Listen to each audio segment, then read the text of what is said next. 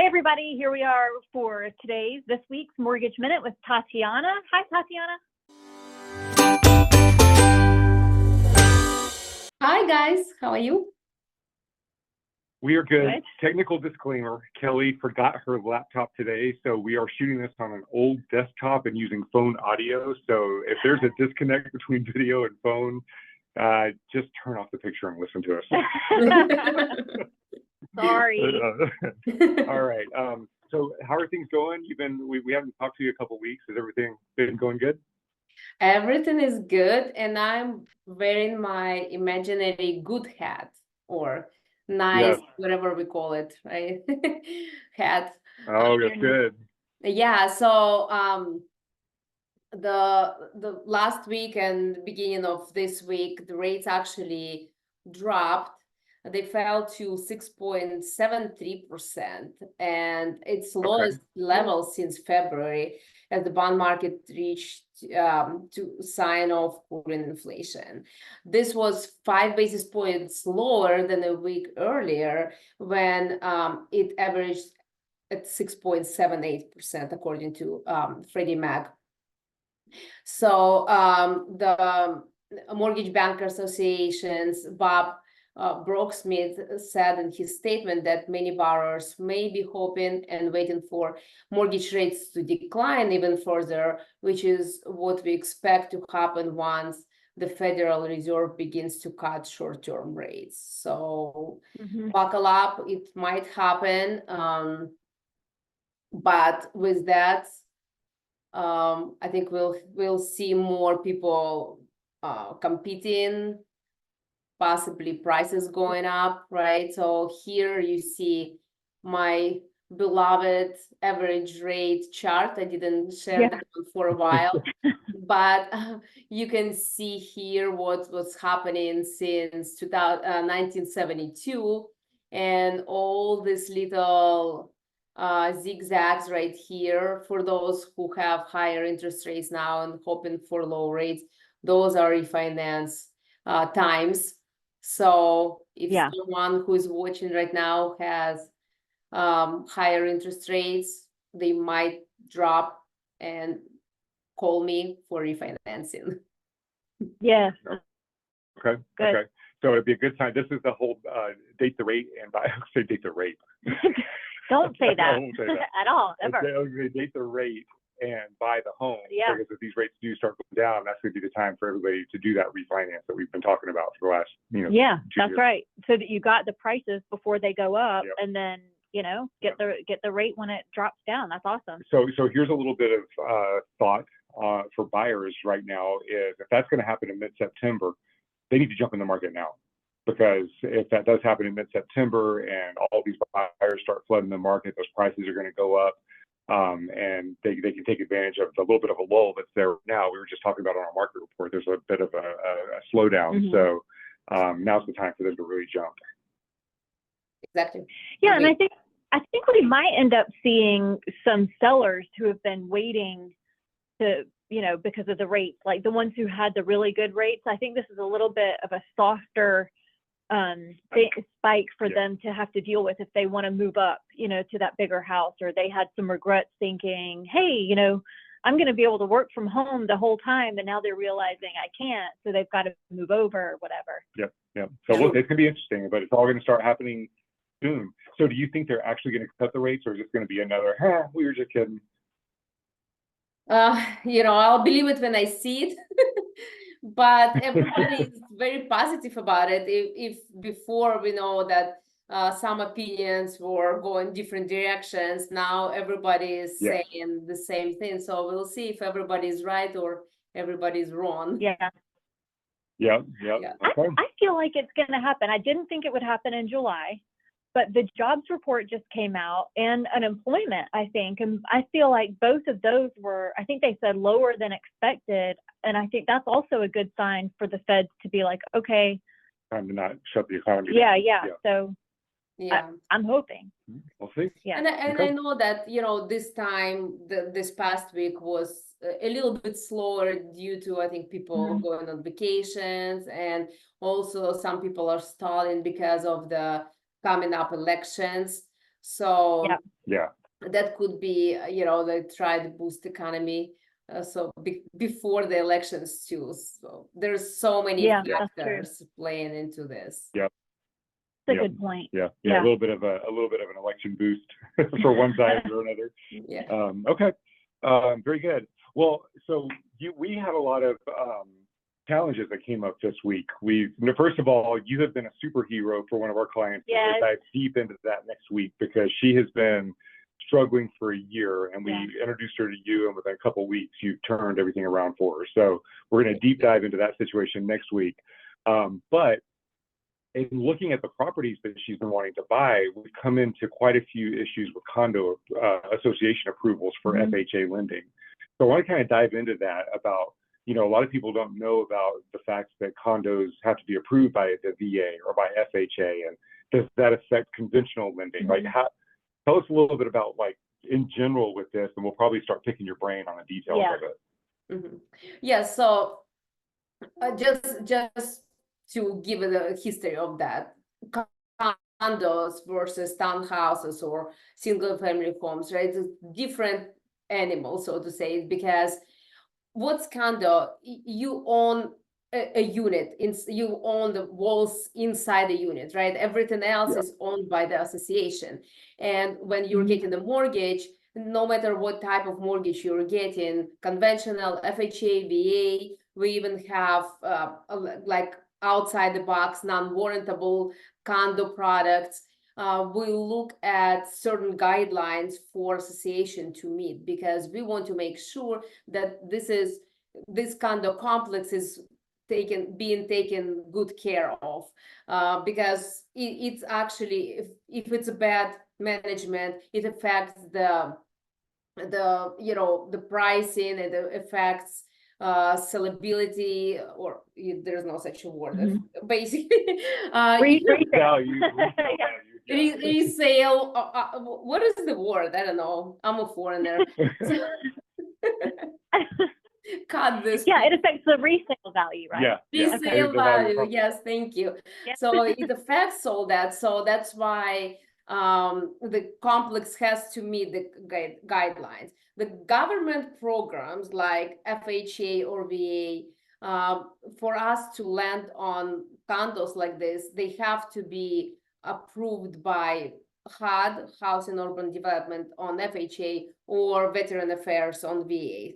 So for VA buyers, if the condo complex is approved, it's a great, news. Nothing else needs to be done.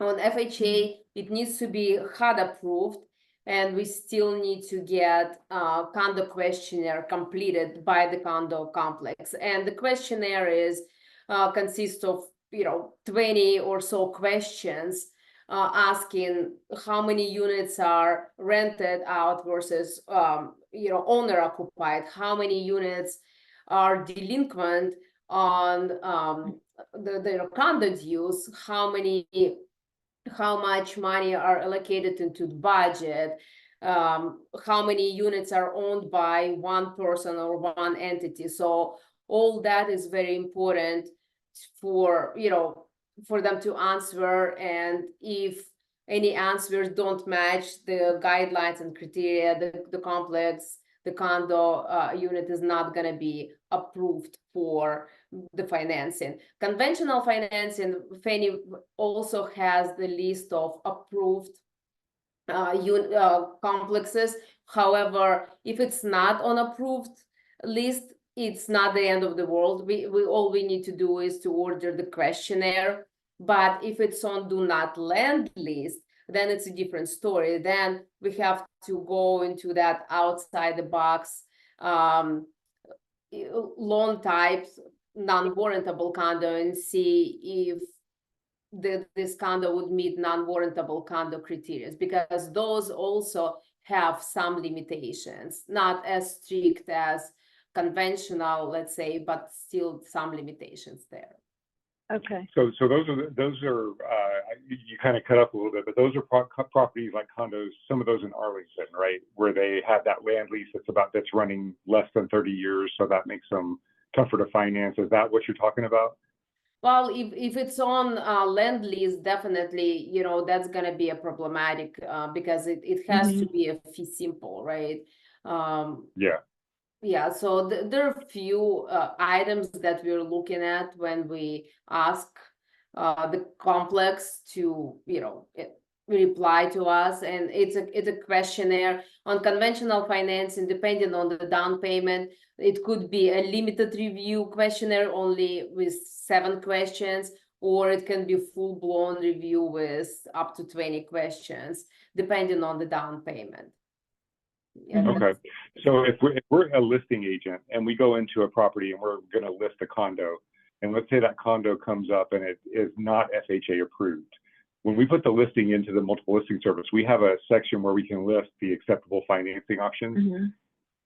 My understanding from what you're saying is we would want to make sure that we do not include FHA in that. And there's really not a chance to have an FHA buyer come in there and get an exception to that. It's really difficult to be able to do that. Is that accurate, or would we want to go ahead and include the FHA in case there was an opportunity that they could get it approved if they went through the extra effort?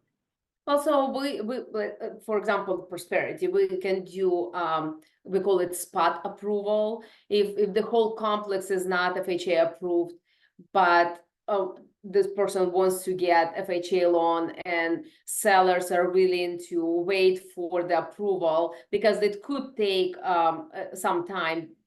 We have to get documentation, all necessary documentation from HOA, and we need to send it to HUD. So it could take even 60 days to get that done. But it is a possibility. However, I would recommend as a listing agent calling the condo association and asking them questions.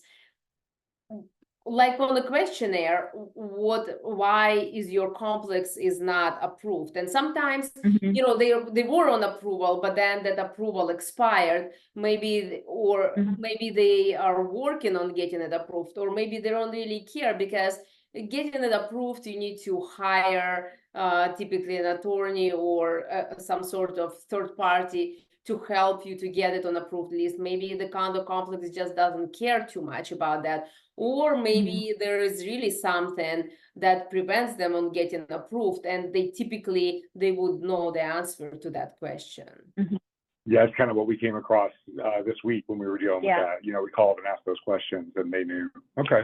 Well, and that's another reason I think it's so important for buyers to get the pre-offer, the full approval, is because then you know exactly what type of loan they qualify for, so you can help them and their agent decide, like, not waste their times on condos that they won't be able to qualify for. I think that's huge. And you wouldn't know that if they had just done like a cursory pre-qualification, you know, just kind of said the things, and like you have to have the real approval, right? Yeah, because like the one that we had the issue with, the FHA, that could have been approved if this was a conventional loan. Is that right? I'm assuming, correct? For conventional, it's possible. Yeah. So she was thinking, hey, I can, or our client or a client was thinking, hey, I can go get this property. I'm putting certain percentage down, you know, whether VA or, you know, they may be wasting time, get excited about a property and then find out they can't get it. So that's another good point. You're on a roll today. I'm the winner so far with good points. All right. Well, do you have any other questions or anything? I do. And this is from one of your good clients. Kelly made a prediction. We were speaking to a client who bought a condo and is now the president of that condo association. And he was telling us that they lost their insurance because the wiring of all the buildings was the old wiring, the aluminum wiring. And they were having a hard time finding insurance. I was telling Kelly about it, and she was like, you know, I think we're going to find a lot of condos, especially after the whole Florida thing, when all those condo association rates went up after that collapse, that a lot of condos may lose these qualifications because they won't be insurable because of I mean, are we starting to see that, or is it what are your thoughts on that? Did my tarot cards guide me right? Well, insurance is very important because we do look at that master policy insurance. If it has enough of coverage, if it has to have 100% coverage. So we do look at those things and go to your point about Florida building that collapsed. After that, Fannie and Freddie, they actually made more strict guidelines on overall maintenance of the complex. So we have to look at that very closely now as well. If before it wasn't a big deal, now some complexes are not going to be approved for conventional financing because of deferred maintenance. Yeah. And that's what I'm thinking is now that more of their insurances are expiring, or their approvals are expiring rather, then we're going to start seeing more that are not getting approved anymore. How long does once a condo is gets their approval, how long does that approval last? On FHA, it's a good question. It actually shows on the HUD website when it expires. I believe it's at least 2-3 years. I don't know exactly. It might vary depending on situation. Okay. But yeah, so it does show the expiration on FHA. For conventional, there's really no expiration, but at any time it could come off the approved list if something comes up that does not meet the guidelines. Okay. Okay. That makes sense. Very cool.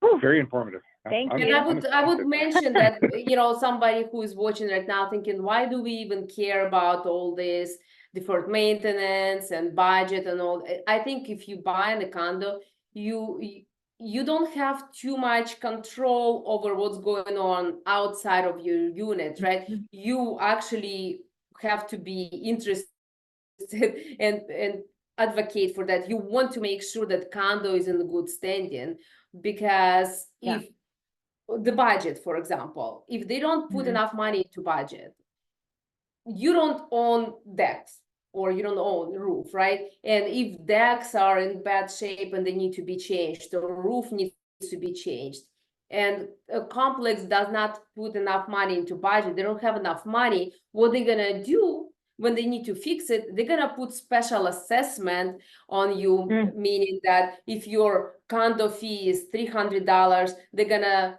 add another special assessment of $700 for another 5 years. So you have to cough up another $700 every month on top of $300 that you budgeted for. And with that, you might have hardship and you might not be able to make those payments, and then you want to get out of that condo, you're trying to sell it, but another person comes in saying, wait a second, there's $700 assessment for another 5 years. I don't want to buy your condo. You're forced to sell it for less or forgo it. So that's just not a good situation. That's why you buy in a condo, you want to make sure that it's in good standing. Yeah, you do want to know all of that. That's a fantastic example. There's a condo here in McLean, and I'm not going to mention the name of it, but that has a special assessment that has been going on for several years, and it basically doubled the condo fees. And you can get a nice 2-bedroom condo there for the price of like a 1-bedroom small studio out in Alexandria or Arlington. And these are nice condos, but the prices have been suppressed because of that extra condo fee. And they're getting to the point where that special assessment is going to be going away. And I think they've resolved the budget issue. So it's actually an opportunity in that complex, because right now prices are suppressed. You get in there and get that condo, then that special assessment goes off and those prices start going up because now it's a normal condo. You got a nice appreciation. But these people that have been in there for the last 5 years have been suffering because they can't get a sales price on the property. Yeah. And that's a good point. And I'll tell you that the budget, those are long documents. They are no fun to look at. That's why you want this lovely Tatiana in your corner, because in her underwriting team, they're going to be looking at all those numbers for you. And our brokers actually tell us not to look at them. So we have to look at it from the perspective of like investment and stuff like that. Violations and stuff. But as far as like the actual budgeting, they're like, you're not qualified. We can't advise on if the budget's a good budget or not, because if there's an issue there, then that's not our area. But buyers still should definitely all the documents themselves and see Yeah. what's in there. 100%. It's a lot of pages, probably like 300 or so, right? But you Yep. know, you have to do what you have to do because you miss something that's gonna be on you. Yeah, Yeah, you that's got right. to know. You Yeah. got to know. That's Yeah, right. that's Okay. true. All right. You're Well, very thank you. welcome. Very informative this week. Yeah. Yeah. As opposed to all the other weeks. Thank you. I'm sorry about the Audio. technological Yeah, I hope this difficulties. comes out okay, because I think this is a really important type of topic. So I Yeah. hope that the audio. It was good. I okay. can hear you well. Yeah. Yeah, Okay. we hear you too. Beautiful. Okay, Okay. great. All right. We'll see you next week. And when we talk.